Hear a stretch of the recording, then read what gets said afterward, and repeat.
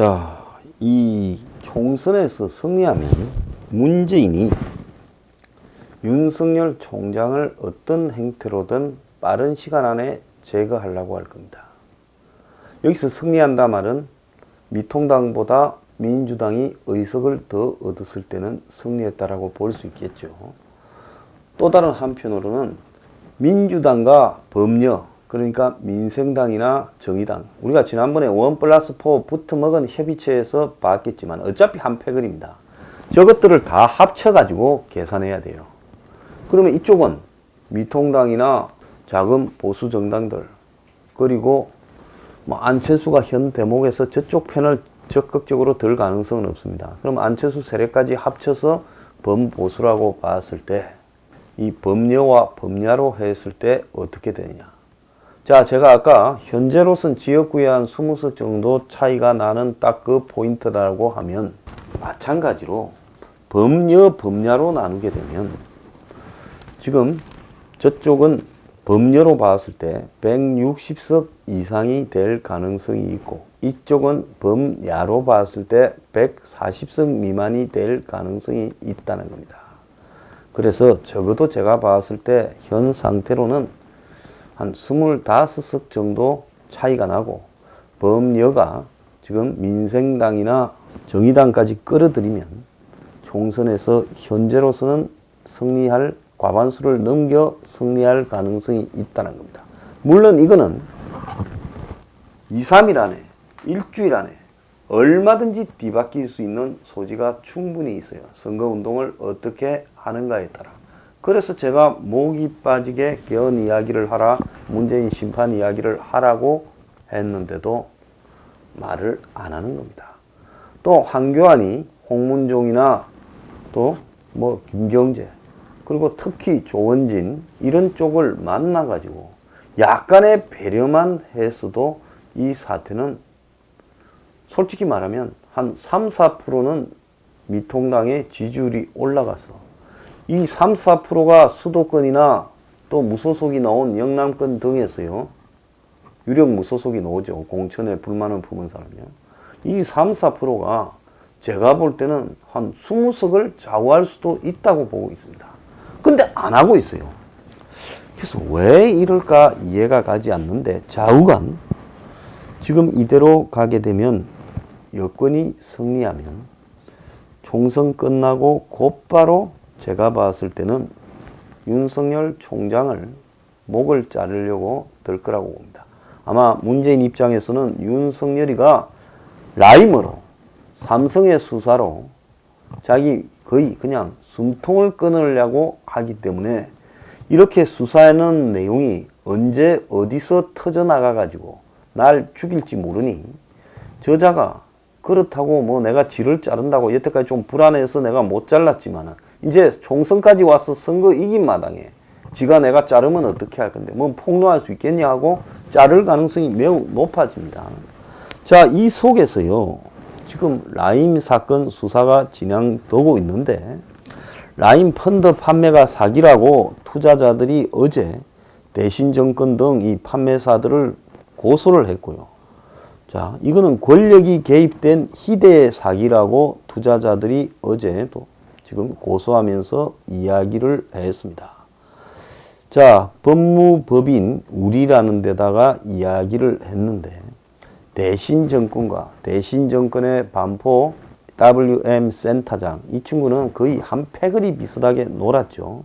여기에 대해서 사기 자본시장 위반, 이 특정경제가중처벌법 위반, 즉 사기 횡령 등으로 남부지검에 고소를 했어요.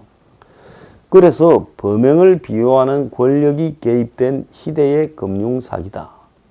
라임 펀드에 투자한 투자들만 손해본 게 아니라 라임 펀드가 투자자들 돈을 모아가 펀드를 만들어서 다시 기업들에 투자했는데 그 대상 기업들에도 돈을 좀 투자해놓고 조직적으로 기업 사냥, 주가 조작, 또 더 나아가서 횡령 등을 함으로써 그 기업 소액 투자자한테도 막대한 영향을 미쳤다.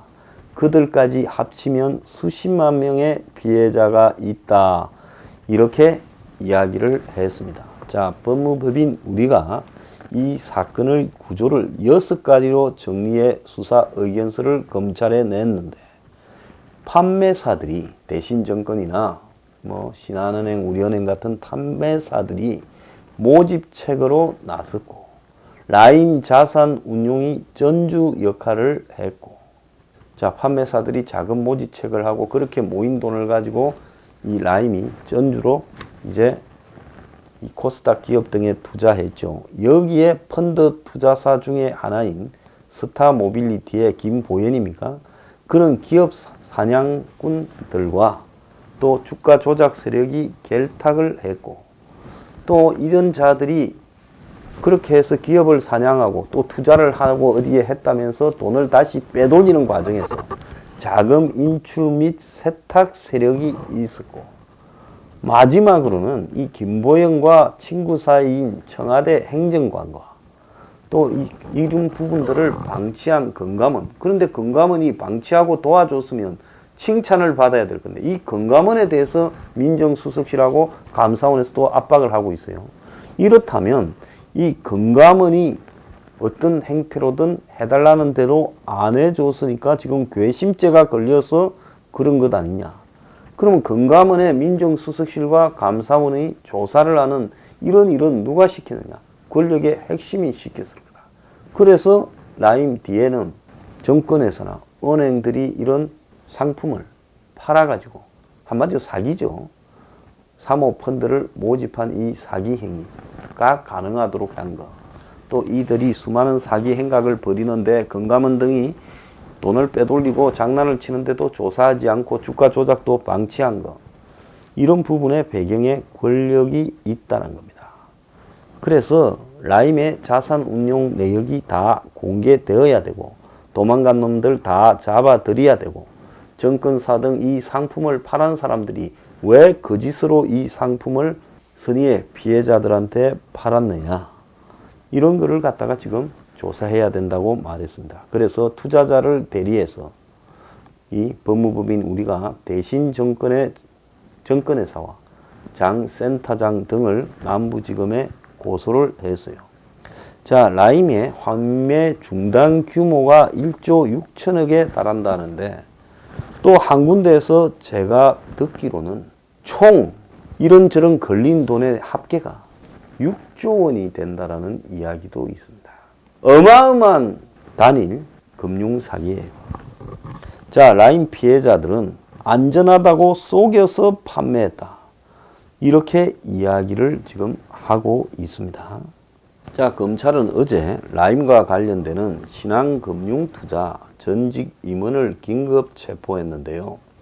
주요 공범들 중에 신병이 확보된 것은 이 사람이 처음이라는 겁니다. 자, 이종필 등이 지금 잠적했는데, 저한테 제보가 오기로는 이 사건에 유력하게 떠오르고 도망을 간 모 씨가, 핵심 인물이 이종필을 죽였다. 그래서 이 사람 죽었다라는 식으로 제보가 왔습니다. 자, 이 제보한 분이 제가 봤을 때 이 조폭계하고 좀 가까운 것 같은데요. 전에도 제보를 가지고 필리핀에 돈 빼돌린 내역이 있다라면서 수백억을 빼돌렸다, 통화를 하는데 통화 방해가 나와가지고 전화가 되지 않을 정도였습니다. 라임의 주범들이 이제 광주 쪽이 많잖아요. 자, 그런데 이들이 그쪽에서 다 비슷한 나이 또래들이고 친구들도 있고 그렇습니다. 그래서 이 배경에 사실상으로 이 조폭 조직이 개입되어서 이 사실에 대해서 진실 규명을 방해하고 있을 가능성이 크다는 겁니다. 전화를 해달라 했는데 전화를 하니까 안 받아요. 이종필이 죽었을 거라고 저한테 제보를 해서 통화하고 싶다는 사람이에요. 누가 죽였을 거라는 이야기까지도 했습니다. 자, 어쨌든 남부지검은 신한금융투자 임모본부장을 긴급 체포를 했는데, 자, 라임 펀드를 제대로 알리지 않은 채 판매한 혐의로 투자 피해자들로부터 고발이 되었다는 겁니다. 자, 신한금투는 이 직원을 1월 보직 해임해서 2월 달에 잘랐다 했어요. 자, 그런데 어제 이제 검찰이 흥미로운 일을 했습니다. 라임 사건과 관련해서 공개심의위원회를 개최했습니다. 검찰이 형사사건 공개심의위원회를 어제 개최했다는 건데요. 자, 검찰이 라임 사건과 관련해 이런 걸 한 게 이번이 처음입니다. 라임 사건뿐만 아니라 작년 12월부터 수사 중인 형사사건에 대해서 기자들도 보도하지 말고 기자들한테 자료도 주지 말고 철저하게 임탐속하라고 시켰고 추미애가 와서 또 그걸 쪼고 심지어 법무부부터 검찰의 공보실도 통제를 하고 있지 않습니까? 근데 어제 검찰이 라임 사태와 관련해 형사사건 공개심의회를 개최 중이다며 검찰 관계자는 그동안 이야기가 많이 나온 압수수색과 긴급체포 등 라임 사건과 관계해 공개 범위를 놓고 포괄적인 내용에 대해 심의를 지금 하고 있다. 그렇게 밝혔습니다. 자, 그동안 신한금융투자 및 라임 본사 압수수색을 비롯해 대신정권 반포 지점 장모 센터장 등 라임 관련 언론 보도가 이어졌는데 검찰은 형사사건의 수사 중 공개 금지 규정을 이유로 관련 사건 내용을 확인해 주지 않았어요. 왜? 확인해 주면 그때부터 또 이 정권이 저들이 이 사건에 관련이 있는지 난리를 칠 거 아니에요? 검찰이 비사실을 유포했다고요. 그래서 이 규정은 공소제기, 즉 기소되기 전에 형사사건에 대해서는 형사 혐의 사실이나 수사 상황을 비롯해 그 내용을 일체를 공개해서는 안 된다고 규정되어 있다는 겁니다. 다만 예외적인 경우로 형사사건 심의 의결을 통해 공개할 수 있도록 했는데 국민들에게 알릴 필요가 있는 사건, 범죄 또는 피해의 확산을 방지하거나 공공의 안전에 대한 위협을 제거하기 위한 대응 조치 등이 여기 해당된다는 거예요. 자, 이거는 수많은 피해자를 양산한 금융 번제이기 때문에 다단계 사기처럼 이것은 당연히 이 형사사건의 지금 수사 중인 내용을 공개할 필요가 있다. 그래서 검찰이 이걸 공개심의위원회를 열어서 라임 사건이 이런 공개 요건을 갖추고 있는지 판단하라고 했습니다. 그래서 여기서 공개가 필요하다는 내용이 나오면 그 범위를 얼마쯤 할 건지를 결정을 한다는 거예요. 자, 라임은 환매 중단으로 피해를 입은 투자자들이 라임 및 연루사의 금융관계자 및 상품 판매자들을 지금 사기 및 자본시장 위반법 혐의로 저 앞에 전에도 고발했고 이번에 또 고발했다고 이야기를 하지 않았어요.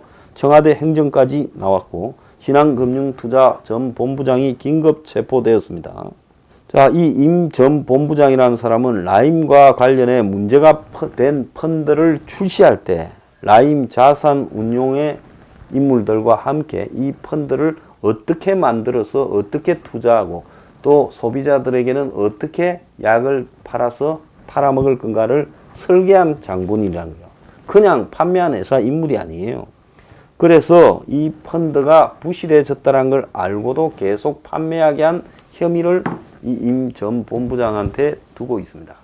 결국 라임 사건은 이 사건의 정권의 치명타를 가하는 요소, 엄청난 부패 비리 사범들과 또 정치인들 간의 연관 이런 것들이 다 뒤얽혀 있고 권력 핵심이나 또 정부 기구들도 관련되어 있습니다. 그래서 검찰은 이 부분에 대해서 지금 이 총선 전에 상당히 진행시켜서 이 부분을 터뜨리려고 하고 있고 문은 지금 윤석열 총장을 어떤 형태로든 총선까지만 뭉개고 가서 총선 이후에는 옷을 벗기려고 하고 있다. 자, 여기에 대해 지금 미통당이 입을 다물고 있는 것은 미통당 또한 뭔가 문 정권에 크게 그 수뇌부가 덜미가 잡혀 있다. 이게 아니라면 미통당이 라임에 대해서 집중 포화를 열어서 지금 정권을 공격해야 될 건데 그러지 않고 있다. 조용히 지기를 바라는 것이 목적이냐. 제가 이런 문제를 제기하고 싶습니다.